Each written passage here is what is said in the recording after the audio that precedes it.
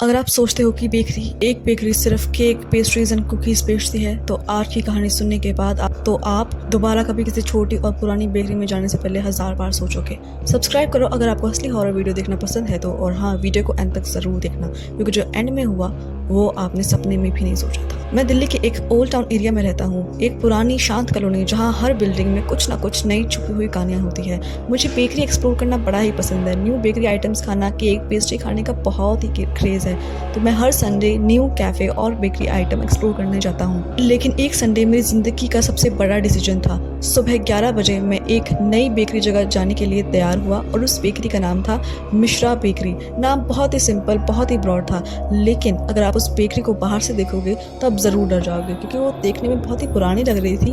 अजीब बात तो ये है कि बिना एसी की उस बेकरी में से बाहर हवा आ रही थी। ये कैसे पॉसिबल है? लेकिन बेकरी बहुत ही पुरानी थी। ऐसा लगता है कि जैसे 1980s की हो। उस बेकरी में कभी किसी ने कुछ भी अलग करा ही ना हो। 1980s से वो अभी की अभी वैसी ही दिख रही है। अंदर एक आंटी थी, फेडेड अंडी लग रही थी, बिल्कुल expressionless, no smile, no greeting, nothing. सिर्फ उन्होंने मुझसे पूछा क्या चाहिए। मैंने बोला एक चॉकलेट पेस्ट्री देना आंटी। उसके बाद उन्होंने मुझे चॉकलेट पेस्ट्री दे दी, बिना कुछ बोले सीधा काउंटर पे ही रख दी।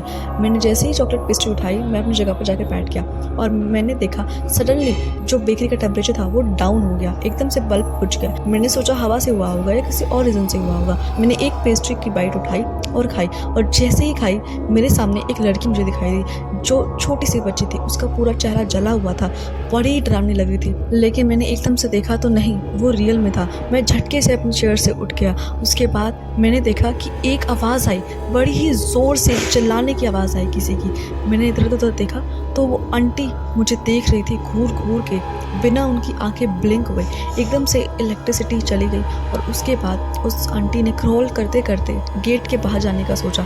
मैं झटके से दरवाजे के पास पहुंचा, लेकिन जब मैं पहुंचा दरवाज़ा खुल ही नहीं रहा था। एकदम से पता नहीं क्या हो गया था। मैंने अपना सामान उठाया, मैं जाने के लिए दौड़ा, लेकिन बेकरी का फ्रंट वॉल बंद हो गया एकदम से। और हैरानी की बात तो ये है कि वहाँ कोई भी इलेक्ट्रिसिटी नहीं थी जिसकी वजह से वो बंद हो जाए। वहाँ सिर्फ एक बड़ा मिरर था जिसमें मैंने देखा कि मेरा रिफ्लेक्शन आ रहा है जो कि स्माइल कर रहा है, और मैं तो स्माइल भी नहीं कर रहा था। मैं थोड़ा रोया, लेकिन फिर उसके बाद मैंने हिम्मत करके वो दरवाजे को खोलने की कोशिश करी।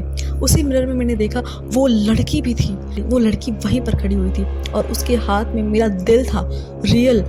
मेरा दिल बाहर आ गया एकदम से, और उसकी विस्परिंग कि तेरा टेस्ट अच्छा था, तेरा टेस्ट अच्छा था। मैं बेहोश हो गया। अब मेरी आंखें खुली।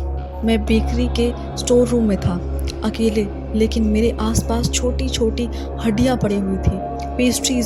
पेस्ट्रीज थी, और एक डेयरी मिली जिसमें लिखा था ये बेकरी हर साल एक इंसान लेती है, तभी इसका टेस्ट अच्छा रहता है। ये पढ़ते ही मेरे तो रोंगटे खड़े हो गए। मैंने सोचा अब मैं क्या करूं, और मैं वो पढ़ते ही सब कुछ समझ गया।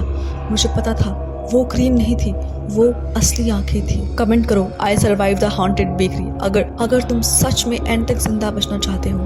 और अगर अगली बार तुम्हारे बर्थडे केक तो चेक कर लेना उसमें किसी की रूह तो नहीं।